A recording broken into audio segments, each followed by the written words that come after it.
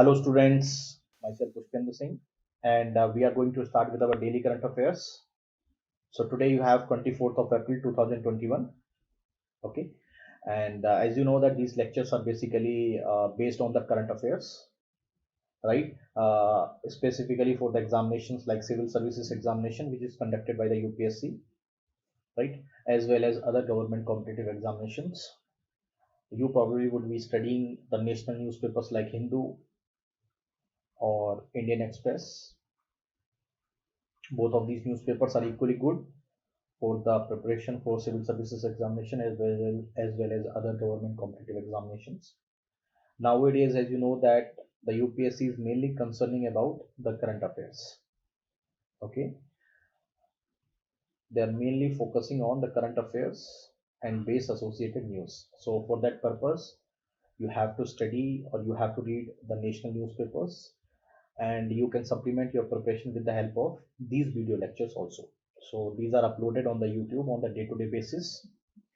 You can supplement your preparation with the help of these lectures, and for that purpose you can subscribe our channel on the YouTube, that is Future IAS, for the daily current affairs based lectures which are uploaded on the YouTube on the day-to-day basis. All right, so let's begin with the lecture.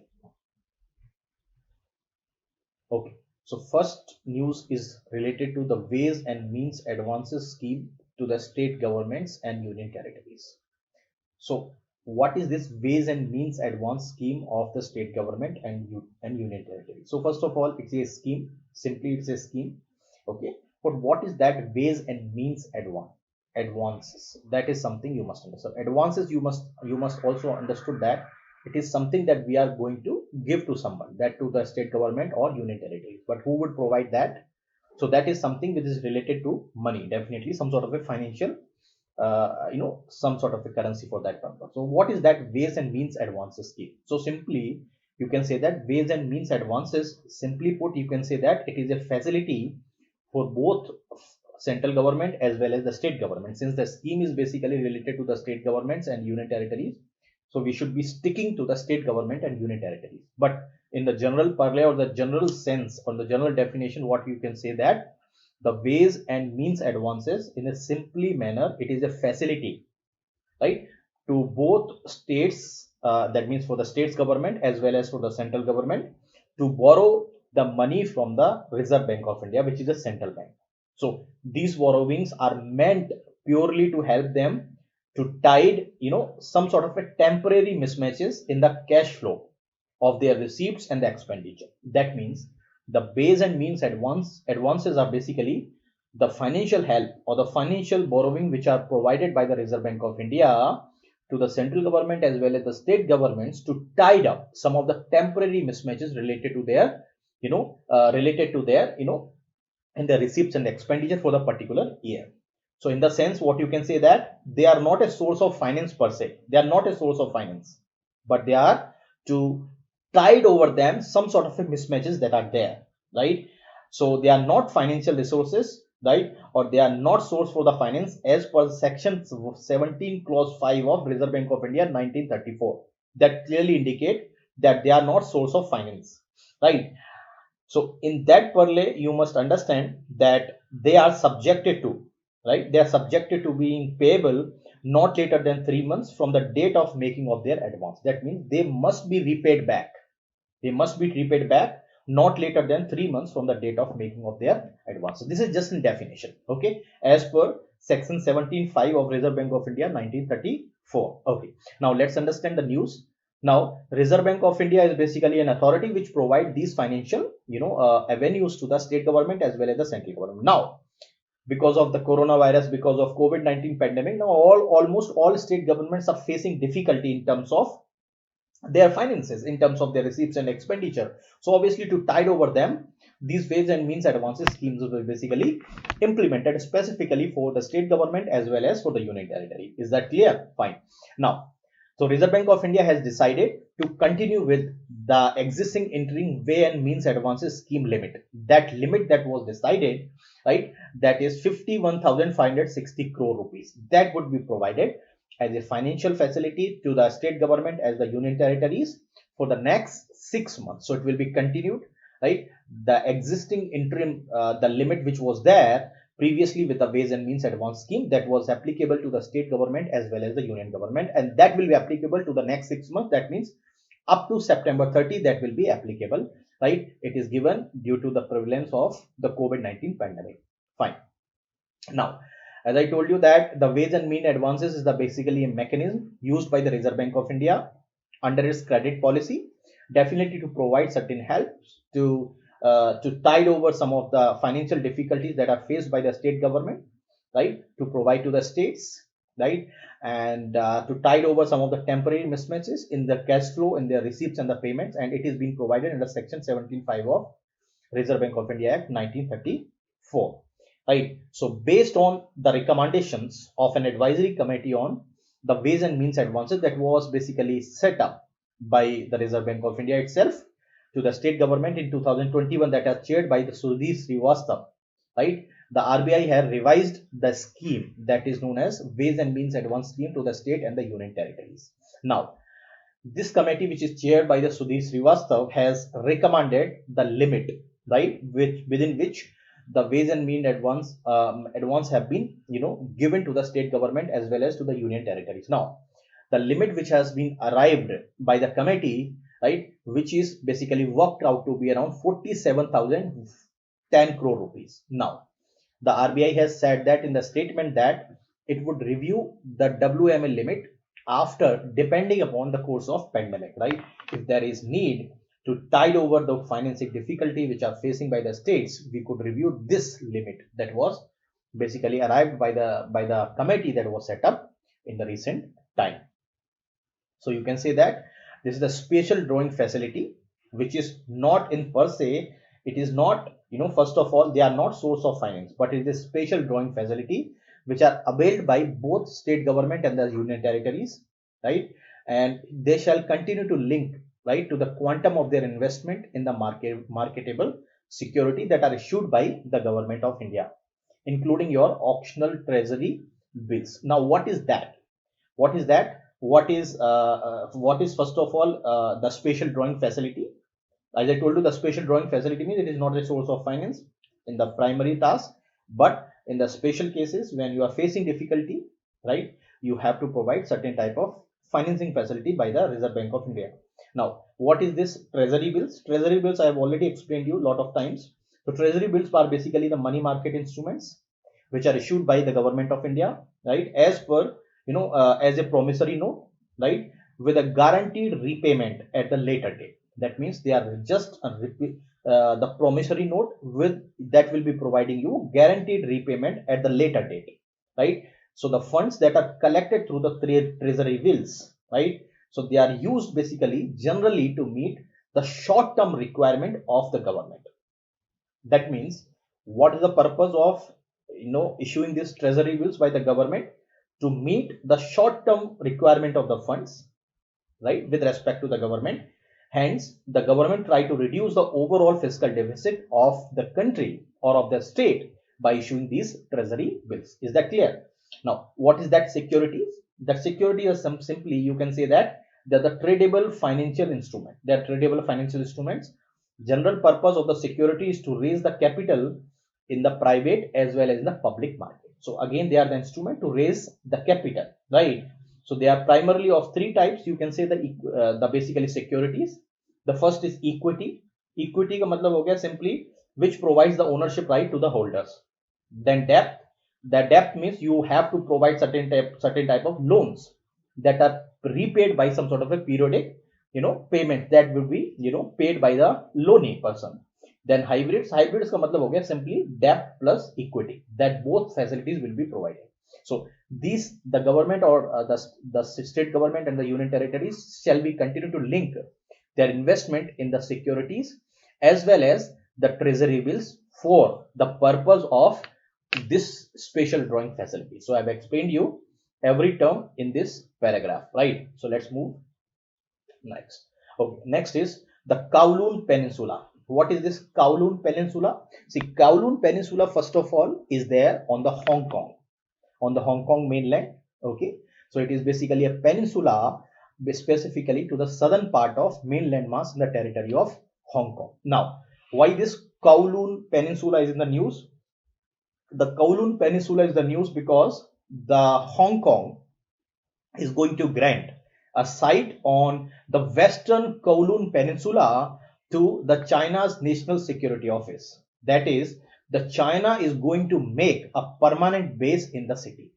You can understand that Hong Kong is providing, right, the site for the setting up of a security office, that to the China's National Security Office for permanent base. That would be the huge implications. One side, because the Hong Kong is basically seeing the protest specifically for the purpose of more freedom, for purpose of the fundamental rights that are not provided under the guise of the China. But now this step would further augment some sort of a protest on the territory of Hong Kong. So the Kowloon Peninsula is basically a peninsula that basically a part of your southern part of mainland mass in the territory of Hong Kong, which is basically alongside with the Victoria Harbors and which is facing towards the Hong Kong island. So the Kowloon Peninsula and the new Kowloon, which are basically recently been reclaimed, are collectively known as the Kowloon, right? Collectively they are called Kowloon. Okay.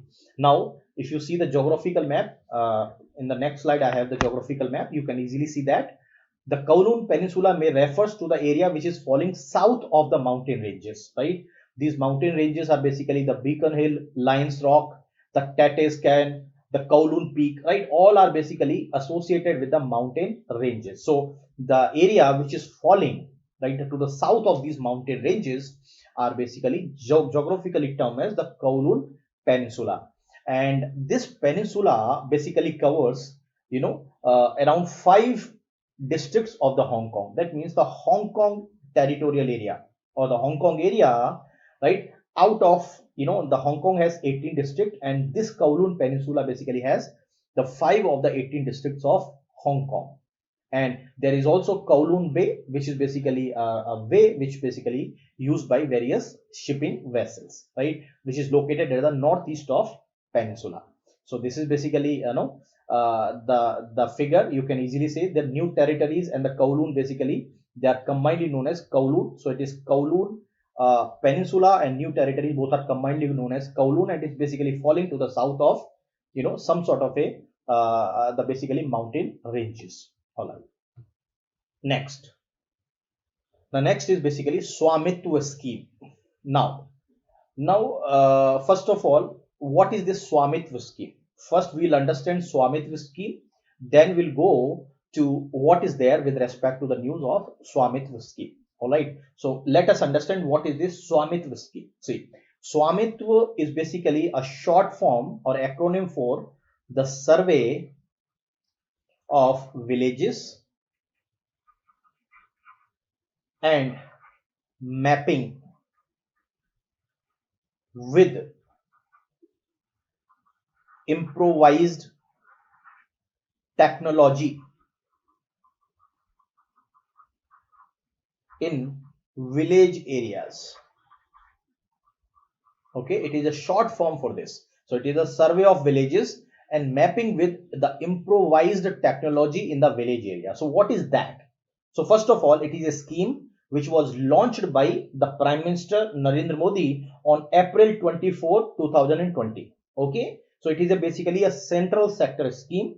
The main purpose is to promote the socio-economically empowered and self-reliance rural India, right? So what is the purpose? This scheme would basically transform the rural India into the modern technical tools of mapping and surveying. That means the main purpose is to do the survey of the villages, right, with respect to the mapping and using certain set of the advanced technological tools, right? So what is the purpose? This scheme would pave the way for using a property, right, as a financial assets by the villagers for availing loans and other financial benefits. That means if you provide certain the basically a piece of land with some sort of a the property cards or electronic property cards, these property cards will be issued only after mapping and only after surveying by some sort of a land authorities or local authorities over there, and after necessary survey that e-property cards will be issued to your land, and that would be used as a financial asset. What is the financial asset? That will be used as a financial asset for the villages. That means the villagers can utilize that financial asset, that means e-property cards, to avail the financial loans which are generally denied to the farmers. So again, I would repeat that a Swamitva scheme is basically a central sector scheme which is launched by our Honorable Prime Minister Mr. Narendra Modi on 24th of April 2020. 24th of April 2020. 24th of April 2020 every year is celebrated as a National Panchayat Day in India. Okay, so it is basically the Ministry of Panchayati Raj is basically a nodal ministry for implementation of this scheme at the central level. At the central level, because it has been launched on the National Panchayat Day, that is on 24th of April. So the Ministry of Panchayati Raj basically is a nodal ministry for implementation. And at the state level, the revenue departments or land record department would be a nodal department, right, for implementation of that scheme, isn't it? And that should be carried out with the support of the state Panchayati Raj departments. Is that clear? And who would conduct this survey? So for the purpose of survey, the Survey of India, that is basically an agency with the government of India, would work as a technology partner for the implementation of this project. All right. So what is the purpose? What is the aim of this Swamitva scheme? The scheme basically aims to provide an integrated property validation solution. What is integrated property validation solution? That will be the demarcation of rural areas that will be done through the drone surveying technology. That means the Survey of India would provide the drone surveying technology for the purpose of the property validation that this property belongs to that particular person, right? And is that this type of technological surveying would provide the record of rights. Record of rights means some sort of a property cards. Okay, that record of rights would be provided in terms of property cards to the village household owners. That means the village property cards will be provided to the owners, right, that this owner possess this houses in that inhabited rural areas in that village, so that this property would ultimately turn into the financial asset, and that financial asset would ultimately use as basically as a collateral for availing your loans from the financial institutions. All right, is that very, very clear? Fine. So now let's understand the news after understanding this scheme. So the Prime Minister Narendra Modi would launch the distribution of e-property cards under this Swamitva scheme, right? So this e-property cards basically would be distributed by Prime Minister Narendra Modi, right, itself on 24th of April 2021. That day is celebrated as a National Panchayati Raj Day. Okay, so here let us correct it. It is 4.09. It is 4.09 lakh property owners would be given the e-property cards on this occasion. So around 4.09 lakh property owners will be given this e-property cards, right, which is based on some sort of a land entitlements or land records, right, and that would basically marks the rolling of this scheme across the country. Okay, now as I told you already that the Swamitva is basically the survey of villages mapping with the improvised technology in the village areas that was launched by the Prime Minister on 24th of April last year. Okay, it is a central sector scheme. The ultimate purpose is to promote the socio-economically empowered rural India as well as the self-reliant rural India. Okay, now this scheme basically aims to transform the rural India into the basically some sort of a most empowered areas by using some sort of a technology or some sort of a mapping with the help of surveying. Okay, so here the main purpose is to transform the property as a financial asset so that the villagers can basically use this this financial asset as a collateral to availing the loans from the financial institutions. All right, so this scheme would basically cover all 6.62 lakhs villages throughout the country during 4-year period, that is from 2021 to 2025. All right, and this scheme was basically implemented as a pilot project, as a pilot phase, right, which was implemented during 2020-2021 in the states of Maharashtra, Karnataka, Haryana, Uttar Pradesh, Uttarakhand, Madhya Pradesh, and selected village of Punjab and the Rajasthan also, right? So it has been already started implementing in the different states. Now this would definitely cover over the period of the time almost all 6.62 lakhs villages across the country between 2021 and 2025. All right. So here you can see our Prime Minister Narendra Modi basically have mooted the scheme called Swamitva scheme, right, which is on the auspicious day of the National Panchayati Raj Divas, right, and with that it will be provided some sort of a property cards, right. Next, the road trains. Now you have listened about the trains, but what is that road train? First of all, see what is road train, right? Road train is basically simple a motor vehicle. It is a motor vehicle, it's not a train. Simply, it's a road train is basically a motor vehicle, right, where the traction is provided by the puller. Traction का मतलब होता है power, right. सो जैसे आप मान के चलो, जैसे suppose this is basically your engine, right, that is your engine in the train, isn't it? And after that there is a connection, and other your basically bogies are connected. So that is your first bogie, then second bogie, right? So that traction means the power which is being provided by basically a puller. So it is something, you can say it is a puller which provide a traction, right, on the road. I'm talking now. It is connected with a serial combination of trailers and semi trailers. That means they are basically having the trailer and semi trailer that you have seen also on the roads. So they will be connected in the series way. You have two types of arrangement, that is basically the parallel, or you're basically in the serial way. So they will be connected in the serial way, right? So the traction that will provide a puller by the puller, which will be connected with a serial combination of the trailers and semi trailer, and that type of arrangement is basically called road train, because they are simply motor vehicle. They are not trains that are runs on the rails, right, but they are runs on the road itself. So they are called basically motor vehicle, right. So here the Ministry of Road Transport and the Highways has published the draft standard for the road trains. Now, first of all, the draft standard for the road train basically is also known as AIS 113 standard. What is that AIS 113 standard? Okay, so first of all, to revolutionize the transportation of the goods, and definitely in India, the logistic cost, which is basically the cost which is associated with transporting some sort of a goods and services, is very high in the world, right. So the ultimate purpose of having this type of revolutionizing of the transportation of the goods is to reduce the overall logistic cost, right, which is basically related to the transportation sector on the roads. So automotive industry standard committee have basically amended this standard, which is known as the AIS 113 standard. Just like a standard BIS standard, you have this AIS standard. What is that? That is automotive industry standard, right? That will be provided to the automotive industry with respect to revolutionizing the transportation of goods and services, and that will also provide to include the safety requirement of the road trains, right, which is being hosted by the definitely by the Ministry of Road Transport and the Highways, and that are already being uploaded on the website of the Ministry of Road Transport and the Highways, right.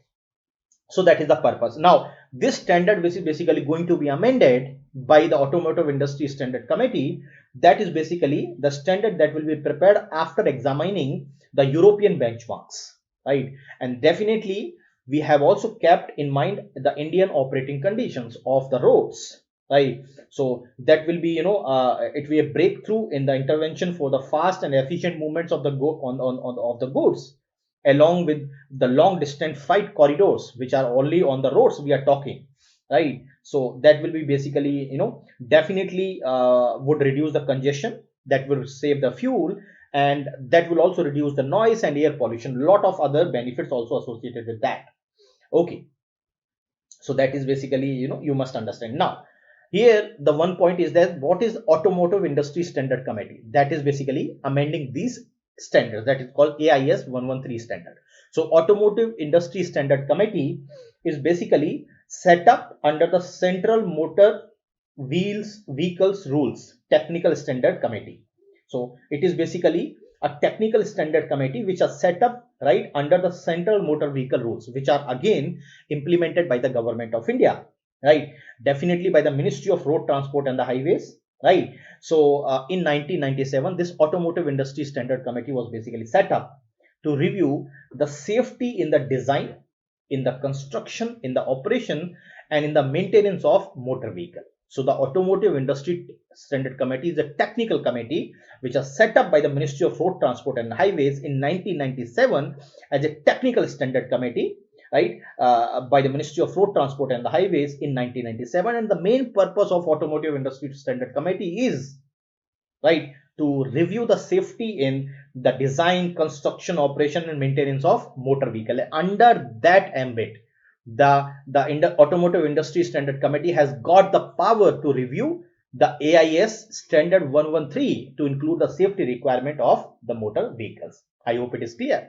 Okay, so the amended standard basically applied to the AIS, that is the code of practice that will be approved, that will be basically, for the type of approval. For example, the trailers and the semi trailers, which are definitely, they have just categorized under the technical specification under T2, T3 and T4, right, which are basically owned by the motor vehicles of category N3, N2 and N3. You don't have to worry about those technical specification.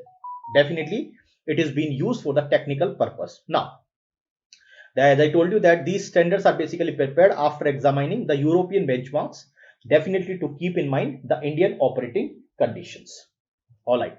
So here you can see it is basically a train, which is also known as your road train, which is basically used, right. Here you have basically the engine type of thing. It is providing the basically your traction, right. It is providing the traction, that means power to pull this one, and they are basically trailer or semi trailer, which are basically attached in the series. So here they are attached basically in the series, in the serial way, and simply they are called road trains because they are running on the roads. All right, so that's all. Next, the crew true mission. What is that? So the crew true mission is basically related to the International Space Station, and the agencies which are involved is NASA and the SpaceX. So the 4 astronauts, 2 from the NASA, 1 from Japan and 1 from European Space Agency, is basically sent to the International Space Station, right, basically from the Florida, that is basically the launch pad, in the collaboration with the NASA and the SpaceX, right, under the commercial crew program to the International Space Station. So the 4 astronauts have sent to the International Space Station for the purpose of scientific experiments.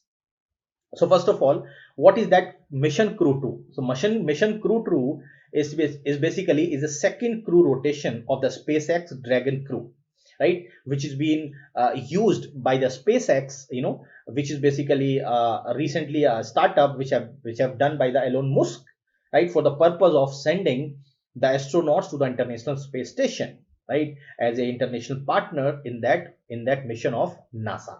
So out of the 4 astronauts which are sent to the mission, the 2 belongs to the NASA, right, and 1 basically belongs to the Japanese Aerospace Exploration Agency, that is JAXA, and 1 belongs to the European Space Agency, that is ESA, right. So what is that SpaceX Dragon 2? What is that SpaceX Dragon? So first of all, the SpaceX Dragon is basically class of reusable spacecraft which is developed by the SpaceX. You have seen in the news, in the series of the news, that the reusable spacecraft is being developed by the SpaceX, right. So now it is being manufactured by the American aerospace manufacturer, which is known as the SpaceX, as a successor of Dragon 1, that was basically a reusable cargo spacecraft. It is basically a reusable spacecraft which are developed by the SpaceX. All right, now if you have to see the background, first let us understand what is this International Space Station.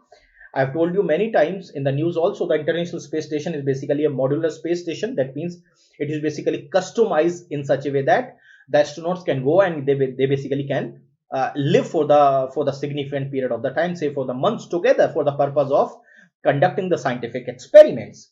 And this International Space Station is basically located in the low Earth orbit. So what is that? It is a multinational collaborative project. That means multinational means more than one nation is basically involved in this collaboration project. It's a scientific project. The 5 nations are basically involved. First is USA, the principal agency is NASA. Second is basically Russia, the principal space agency is Roscosmos. The third is basically Japan, the principal space agency is JAXA. The fourth is basically Europe or European Union, the principal space agency is ESA. And the fifth is basically Canada, that is Canadian Space Agency, that is CSA. Okay, now the ownership and the use of this space station, which is also known as the International Space Station, is established by the intergovernmental treaty and agreement between these five collaborating partners. Is that clear? Now, let us understand also about a brief about the SpaceX. What is SpaceX? See, SpaceX full form is basically the Space Exploration Technologies Corporation. That is the SpaceX, right? It is an American aerospace manufacturer and space transportation services company. It has been headquartered at the Hawthorne in California. All right, and it was founded in 2002 by a person called Elon Musk. The goal of the person of the Elon Musk is basically to reduce the space transportation cost. Definitely, the main purpose is to colonization of Mars over the period of time. NASA, about all of you knows about the NASA probably. The NASA is basically the National Aeronautics and Space Administration. NASA, the National Aeronautics and Space Administration, is the independent agency of the US federal government. The main purpose or the main responsibility of the NASA, right, which is for the civilian space program. That means here you will have to have certain space research, and it was established in 1958, right, which have succeeded of one agency that is known as National Advisory Committee for Astronauts, right. So these are basically some sort of a the information related to these keywords. Now, in May 2020, the NASA SpaceX Demo 2 test flight that was just explained you, right, have liftoff for the International Space Station that was carrying two astronauts, the Robert Walken and Douglas Hurley, right. It was successful, right, and the aim of this first test flight to see whether the SpaceX, this capsule which was made by the SpaceX can be used on the regular basis, right, to bring astronauts to and from basically from the International Space Station. Okay, so the Demo 2 flight, which was followed by this Crew 1 mission that I was explaining you, which was reusable spacecraft, right? So here the Dragon 2 is basically which was the first of the 6 crew mission that was between the NASA and the SpaceX, that basically starting the beginning of this new era of the space travel to the International Space Station and also beyond. Okay, now what is the focus of this Crew 2 mission? The Crew 2 mission, the main focus is to join the members of Expedition 65. What is Expedition 65? First of all, see, Expedition 65 is the 65th long duration expedition. Simple. Expedition 65 is basically 65th long duration expedition to the International Space Station, right? This Expedition 65 began on 16th April 2021, right, with the departure of the Soyuz MS-17, that was also rocket belonged to the Roscosmos or Russia, that sent the astronauts to the International Space Station, and that is initially been commanded by the NASA astronaut known as the Shannon Walker, right, which is basically also the third female ISS commander, right, which are basically launched on November 2020, space abroad SpaceX Crew 1, right. So that is basically the Expedition 65, that is basically the 65th long duration expedition to the International Space Station. Now, these Crew 2 astronauts basically would stay on the International Space Station for 6 months, and in that 6 months they will be conducting the science experiments for the low Earth orbit over the period of the time. Okay, and they would basically conduct the studies, right, for the series of different type of studies on the space, on basically in the space, and their central focus during that time will be continue a series of the tissue chips in the space studies, right. The tissue chips are basically small modules of the human organs that contain multiple cell types, right, to behave or that behave similarly to the human body, that is basically helpful, right, for effecting some sort of a drug and vaccine discovery process.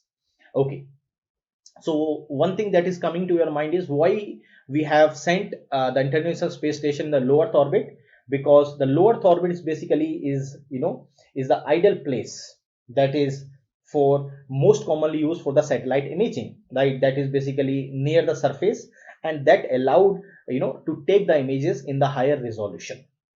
Is that clear? So that is the purpose the International Space Station was also launched to the lower Earth orbit, because it is easier for the astronauts which are there in the International Space Station, right, to basically to travel to and from the shorter distance. Is that clear? And they can orbit, or satellites in this orbit basically travel at the speed of around 7.8 kilometers per second, right? So that means a satellite with that speed takes approximately 90 minutes to circle the Earth. That means the International Space Station that is traveling around the Earth is basically about 16 times a day, right? So that is basically helpful in terms of taking the better observation, specifically in the basically on the low Earth orbit, which is basically specifically used basically for the purpose of sending this type of mission to the low Earth orbit. All right, let's move. So you can see here the four astronauts which was sent, right? The two belongs to NASA, one belongs to JAXA, Japan, and one belongs to the ESA, that is European Space Agency. Okay. Next, World Malaria Day. Malaria, all you know, is basically caused by the biting of a mosquito. Okay, so Dr. Harshvardhan, basically, who is our Union Minister of Health and Family Welfare, had chaired a forum that is called Reaching Zero Forum. What is Reaching Zero Forum?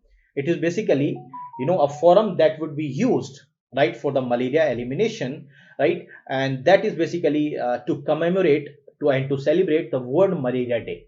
So every year, 25th of April is observed as a World Malaria Day. You are getting my point. And the main, the theme of this year's Malaria Day is to reaching the zero malaria target. That means to completely eliminate the malaria from the earth. Okay, so here the Prime Minister Narendra Modi, along with, I'm just giving you a brief about how was this target of having the zero malaria was basically aimed at by 2030 it will be achieved. So first of all, the Prime Minister Narendra Modi in 2015 with other 18 global leaders, that was basically endorsed the malaria elimination roadmap of Asia Pacific leaders. Malaria Alliance at East Asia Summit basically have finalized that the goal that the region or the East Asia region should become, right, malaria free by 2030. And pursuing that goal, the various governments have basically taken various steps of elimination of the malaria by 2030. And India has also done the remarkable progress in this step. For example, the India is successful in reducing the malaria burden in terms of the cases. So 84.5% malaria cases have been reduced, right, by the government of India's efforts, and the deaths are reduced by 83.6%. That is a huge success in that step. And it has been also recognized by the World Malaria Reports of 2018, 2019, and 2020. It's an outstanding contribution from the government of, from the India. Okay, and in 2020 itself, 116 districts in India reported zero malaria cases. That is also the huge contribution from the India's side.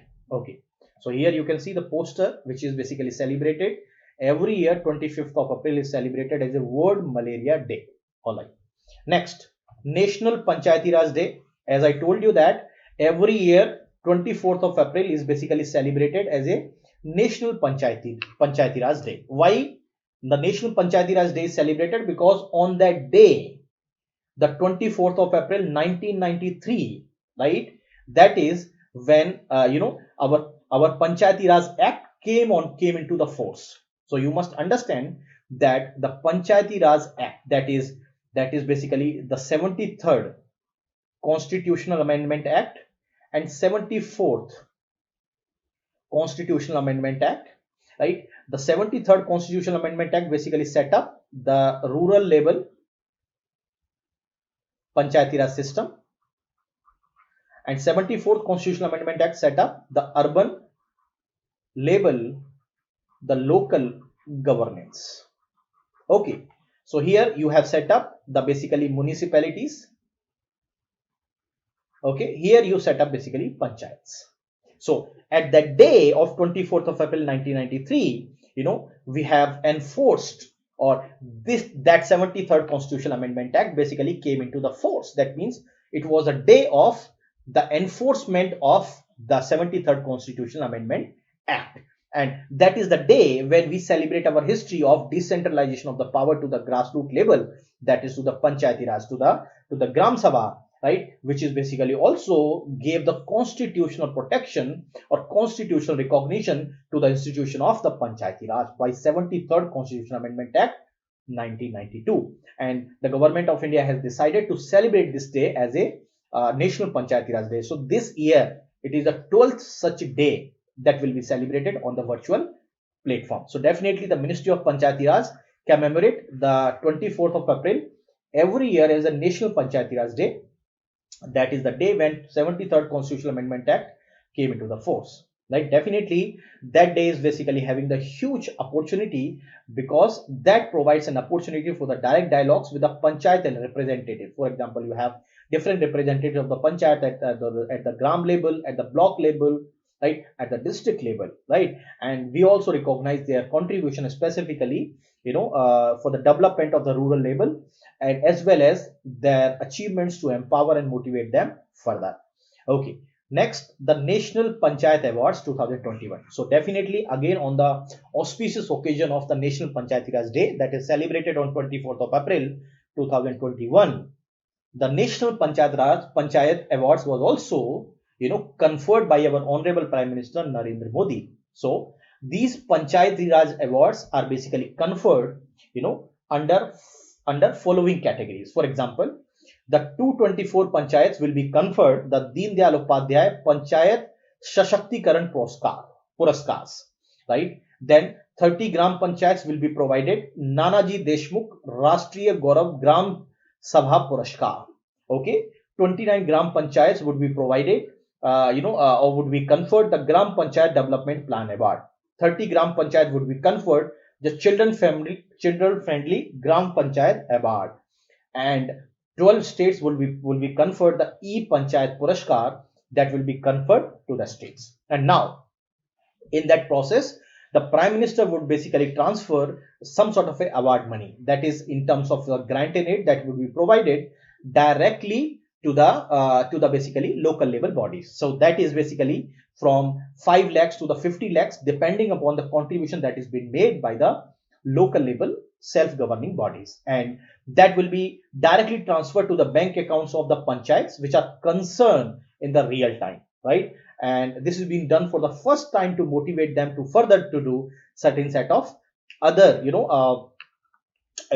terms of other, so that they can motivate them further to do a better task on the local level governing institutions and to empower the grassroots level democracy in our country. Okay, next, the Word Book and Copyright Act or Copyright Day. So you must understand, Word Book and Copyright Day is celebrated every year on the every year basically on 23rd of April 2021. So every year 23rd April is basically celebrated as a Word Book and Copyright Day, right? So here it is basically also called the International Day of Book. It is also called the International Day of Book, and it is basically an international event to promote the reading, publishing, copyright, and to celebrate the authors, books, and the illustrators. So definitely it is an event to promote, right, the reading, publishing, and copywriting of the books, right, as well as to celebrate the authors, books, and illustrators who have contributed in this International Day of the Book. So the day of observance, which is being decided in April 23, right? So here, it is the date on which several prominent authors have given their contribution. For example, first is basically William Shakespeare. Everybody knows about the William Shakespeare. The William Shakespeare basically is an English playwright poet. He was also known as actor, and the William Shakespeare is basically widely regarded as the greatest writer in the English language. So that means he has given the contribution in the English language, and he is also considered as a world greatest dramatist. And that is what he's called, also called the actor, and he is often called the England's national poet, and he is also the Bard of Avon. Okay, next, the Miguel Cervantes. What is that? The Miguel Cervantes is basically, is also the short name of the Miguel de Cervantes Saavedra. He is basically a Spanish writer or Spanish, poet who have regarded as a greatest writer in the Spanish language. So he has given the contribution in the Spanish language, and he is one of the world preeminent novelist specifically at that point of the time. Okay, next is basically the Inca Garcilaso de la Vega, right? He was basically a poet again. He was also the great Spanish chronicles. That means he have published many chronicles related to the Spanish. Now he has authored also distinguished books specifically on the history of Indians in South America, as well as the expeditions of the Spanish conquerors, right? That is basically some sort of a Spanish historian, you can say that, which has also contributed in the Spanish language, right? So every year this day is basically celebrated, right, as a Word Book and Copyright Day, right, with the help of the United Nations Educational, Scientific and Cultural Organization, or UNESCO, which is the main the organizational agencies of this Word Book and Copyright Day. Okay, and it was first celebrated in 23rd of April 1995, and since then it has been celebrated every year on 23rd of April, right, as a Word Book and Copyright Day every year, to mark the contribution specifically by the authors, or by the by the illustrators in the field of promoting writing, publishing and copywriting related to the books. All right, so he is basically William Shakespeare. Okay, so that's all for today. Thank you very much for attending this class. We will meet again tomorrow for our next current affairs. Thank you.